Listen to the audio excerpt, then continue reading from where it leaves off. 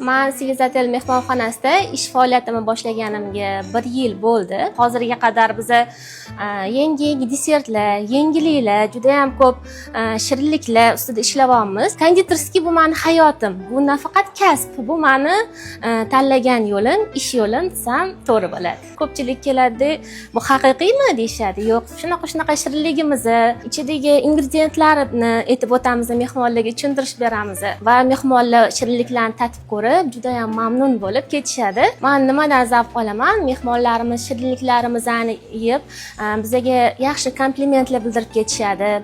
Ularning mamnunligini ko'rib, biz ishimizga yanada mehrimiz oshadi. Svizatelda yuqori sifat, professional jamoa va o'sish imkoniyati, yuksalish imkoniyati bor. Siz o'zingizni ishingizni ko'rsatib bera olsangiz, albatta sizda karyerniy rost bo'ladi. Bizda Svizatel mehmonxonamizda vitrinamiz bor. Shirinliklar uchun vitrina.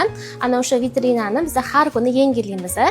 O'sha yangilaganimizda bir kun chiqadigan desertlarimiz o'sha ertasi kuni olinadi va yana yangi desertlar joylashtiriladi. Hammalarni Safron restoranimizga taklif qilaman. Safron restoranida nafaqat shirinliklar, taomlar, salatlar hammasi a'lo darajada, standartlarga mos ravishda tayyorlanadi. Kelib, albatta baho berib ketinglar. Biz bundan juda ham xursand bo'lamiz.